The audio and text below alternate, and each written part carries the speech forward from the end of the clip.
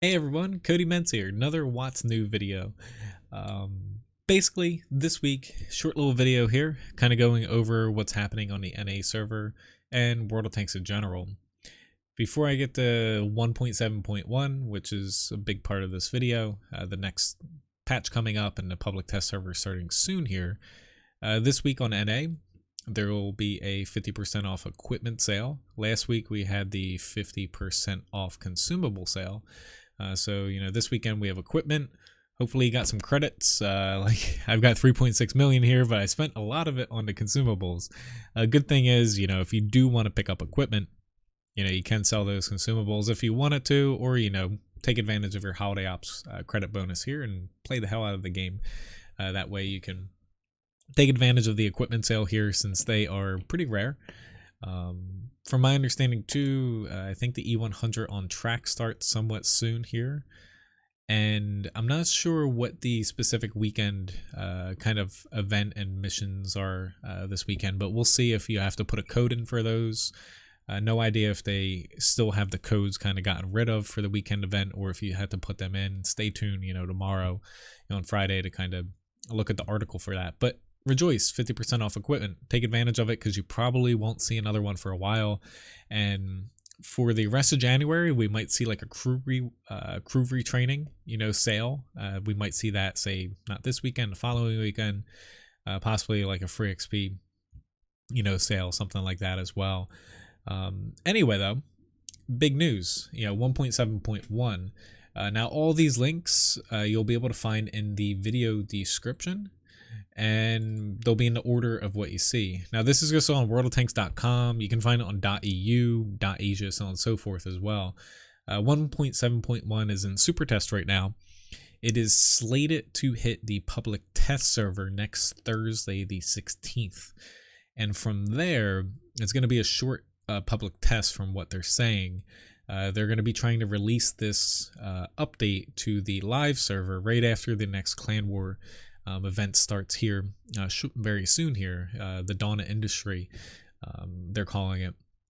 It should be hitting the live servers January 28th on the Russian server, 29th for EU and NA, 1.7.1. So it's not going to be in testing for long, just about a week, basically a week, and then they pull it down, and then it gets updated the following week. But so what's in this? Basically in Wargaming's official article here on worldoftanks.com, the EU, so on and so forth, for what's in the super test right now, you have the dual barrel tanks. They call them double barrels. I hate that, so I'm going to call them dual barrels. We already have the Object 703 version 2 that you have gotten through those holiday ops boxes. They're going to have a tier 8, 9, and 10, the IS 2, the tier 8. Then you have the IS 3, 2, and also the ST2. These tanks, compared to the premium version, the 703 version 2, they do have a little bit better gun depression. The last I saw stat-wise, I believe the tier 8 has 7 degrees of gun depression. The tier 9 and 10 actually have 8 degrees of gun depression, and the turret armor is actually pretty darn good. So these things are going to be, I think they're going to be, it'll be interesting. They might kind of surpass the Polish heavies, which is 60 TP at tier 10 is pretty darn good, because these tanks look really heavily armored if they can hold down. Albeit 8 degrees, it's going to be difficult in some spots, but they seem pretty good. I don't think they'll be overpowered, but they are going to be much like the 703 version 2. Pretty dangerous tanks, but at the same time they're not the end all be all, because they kind of lack a little bit of gun handling, also a little bit of flexibility when it comes to mobility, and the quirkiness sometimes of the guns if you fire both at once. The rest of their article here basically just explains the firing mode, but also the other big thing they're adding in 1.7.1 is for the rewards for merit, the random rewards, whatever you want to call them, a new basically demount kit where you'll be able to demount equipment without spending that 10 gold, which it's not that much, but it's a nice little quality of life thing.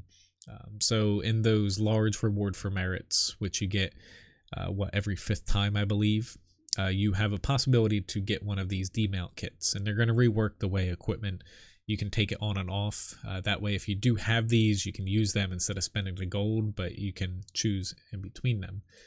So now hopping over to WoT Express, a Russian basically blog for World of Tanks. This kind of goes over like the estimated release time for 1.7.1. They're usually pretty on point here. The full changelog though for the basically public test server and eventually the live server, not 100% guaranteed with this until we see it hit the public test server. However, they're saying that they're also adding in the object, so tier 9 752 reward tank, and also they changed the name of this. It used to be called the Project 4-1, a tier 9 French reward medium tank that they might or they think basically is going to be the frontline / steel hunter reward. Basically it's now called the Char Future 4. Now before I move on to the other stuff, basically what these tanks are looking like, this tank has been changed quite a bit. The Object 752 kind of looks pretty darn ugly, to be completely honest, but super testers will be able to basically test these on the live server come 1.7.1. Stat wise, I don't want to get too much into it, but basically it does have a auto reloader, I believe. I kind of look at it as a T10 in a sense, with an auto reloader, different armor scheme and stuff. The Project 4-1, which is now called the Char Future 4, kind of a quirky tank. It's kind of a blend in between the French standard light tanks and the medium tanks, like the Batchat lines and the AMX 1390. So it's kind of a blend between those two. Both of these are slated to be reward tanks. Getting back to the changelog. So when it says cards here, the translation isn't the best. What they're talking about though for oncoming battle is encounter mode. They plan on adding encounter mode into Cliff, or onto Cliff, the map. And they also plan on rebalancing all of these maps here. So basically all of the encounter maps. They're going to be tweaking most likely the cap location, possibly small little, bushes, cover, stuff like that on these maps to make them play better than they currently do. So those that like encounter, awesome. Might get me to honestly re-enable it. I've had it off for a while. I might actually re-enable it after this though. No words on assault, them changing that, but I kind of have it disabled specifically because of mines, because you're just guaranteed to lose if you're on one side. Anyway, other things, there's going to be new clan stuff coming for the Dawn of Industry. Basically, it's going to add in the rewards, because by the time this comes into the game, that'll basically be wrapping up and they'll pay these out to people. 2D styles, no basically previews of these yet. A new camouflage, also 5 new 3D styles for the IS-3 T44 100P. So no news if it'll come to the other versions. This version is, I think, exclusive to Russia. I could be wrong there, but I think the P is for the Russian server. Kronwagen, Object 261, and the Progetto 46. No news on how to get these. Might be the Bond Shop, might just be able to buy them through the game client with gold possibly, or they'll do like a special event. Who knows? No news on that. Or they might be rewards for like Frontline or Steel Hunter. That will be coming up, hopefully in February here. They also, ultimately, let's get into, this is how much experience you need for the dual barrel tanks. 544,000, but I believe for the KV3 you just need about 51,000 for the KV, from the KV3 to the KV whatever IS-22. Anyway, the 3D styles here. Object 261, I probably don't need to click into all these because you guys can click on them if you look at them. You got some trees on it. The 3D style for the IS-3 is kind of like a desert themed one. Progetto, kind of the same thing. Honestly, they look good, but I don't feel like they're as good as like the Christmas holiday ones that we got. But they kind of seem bushy until you get to, so specifically I wanted to look at like the Kronwagen one. So I think the Kronwagen one looks absolutely ridiculous, but the 3D styles are really nice. The Kronwagen one here, so hope some people who I guess who are engineers or cranes or whatever will be happy because you now have a big old crane or whatever the hell, a lift on the back of your turret. I think it looks weird, looks different, looks cool. I don't really understand it though. But yeah, that's basically what is rumored to come in 1.7.1. All these links you can find, and we should start seeing that basically pop up next week, next Thursday, and from there it'll be a quick push onto the live server. Still no news on Pearl River coming that I talked about last week. Also, there's the Berlin map. But with February kind of approaching here, most likely we're going to see either Frontline or Steel Hunter. I would assume we'd get Frontline first, but basically their plans for this year are still alternating between the two. So say if Frontline starts February, then in March we'll have Steel Hunter, and kind of vice versa. Steel Hunter will have 2 maps this year, much like Frontline. I think the second map will be that new Berlin map for Steel Hunter, and they'll also rework. I think they're adding in more tanks, more features to that game mode, but they're going to share progress to one, say, reward, say like a tier 9 reward tank, much like the A Phase 1 last year. However, from my understanding, each event will have separate smaller rewards that you can earn maybe month to month, possibly. So maybe those 3D styles come into play there. And if you do want those yearly rewards, you'll be able to play one or the other. You don't have to play both. But if you play both, it'll be a little bit easier and less of a grind for one mode. Last but not least, so this isn't exactly news, but I've talked about this on my live stream. A lot of other NA streamers have kind of voiced their opinion too. Like generally speaking, I don't really care about drama too much, and like the video is starting to get a little bit long here, so if you only care about news, that's it for today. But recently, so this is just linking to a Reddit post. You'll find some on the forums too, and a lot of other streamers have kind of talked about it. But on the NA server currently, so I say a lot, but as of now, so I guess going off of a value that another NA community contributor has said, there's at least 5 or 6 people basically who have done this in a very publicly clan, Maho specifically, but other people are doing it. That's just the clan a lot of people are focusing on. However, there's basically people going onto the South American server during non-peak hours because that server doesn't have many people, and they're rigging basically battles, in public battles, by basically, if you look at screenshots, and people have replays of people doing this. This one specifically, it shows off mouses and just 2 people, but they've done it, with 3 people versus 3 people, so on and so forth.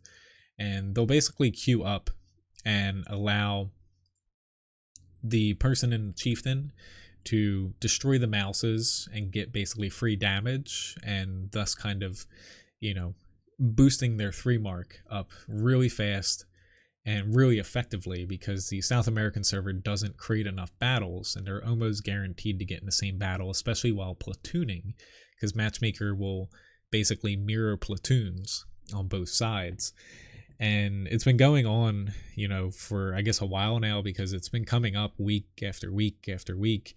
And, Wargaming NA, I don't know exactly how they're dealing with it. I do know they take reports based off of people rigging stuff like this, but it doesn't seem like these people are really getting, say, banned or, enough penalty, and they're continuing to do it. And they keep the marks of excellence from my understanding. But I just wanted to kind of bring it up here because, I guess enough people have to kind of voice their kind of, I guess, concerns about this, because it reminds me of when people were rigging for the T-22, and, they got a really good tier 10 tank out of that, albeit Marks of Excellence is different to where all it does is paint something on your tank, but the T-95 Chieftain is really hard to 3 mark on its own. Like Hagler specifically at NACC, like he 3 marked it legitimately. It took him a very long time. I think over like 1,000 battles or something, and months to do it. And like he's an extremely good player. Now you have people openly rigging it, and it's kind of like this open, like public secret. And it just feels like the penalties for doing something like this aren't as high as they should be. Like, yeah, you're not getting any competitive advantage for having like a 3 mark paint on your tank. But if people are doing this and the only way for them to get in trouble is for someone to be in that battle plus report them, and then that person might get like a 3-day ban or something, they go back and do it, and hopefully that person's not going to report them again. It just seems like there's not enough basically harm or enough of a penalty basically to stop people from doing this. So I don't know what exactly as a community we could do. I personally don't get why people would want to do this, but I just thought it's good to bring it up because, you know, honestly, if enough of you guys kind of feel the same way as a lot of, say, NACCs do, like I won't speak for others by name, but at least myself, I feel like when it comes down to it, like this is basically like, say, cheating and unsportsmanlike conduct and stuff, to where personally, like, you should get your stats wiped when it comes to the chieftain, your marks wiped off of that tank. You should get basically a pretty hard slap on, not to say slap on the wrist, but instead of getting banned for like, say, a couple days, month, something like that, and if you keep doing it, get permanently banned from that account. It just doesn't feel like these people, it's much like the T22, to where they get wargaming kind of turns a blind eye, and by the time they get around to addressing it, a lot of people already took advantage of it, and they're never really going to get too much of a basically disciplinary action. But anyway, enough babbling. I brought it up. I'm going to include a link to Reddit here, but you know, feel free to voice your opinion, whether it's Reddit, the forums, to wargaming directly. Yeah, but anyway, thank you very much, guys, for watching, and I will see you guys. Hopefully enjoyed this video, and have a very nice weekend. Enjoy the equipment sale here, and yeah, good night. Because I just recorded this after my live stream. Some of you guys are probably watching this in the morning thinking I'm crazy. See ya.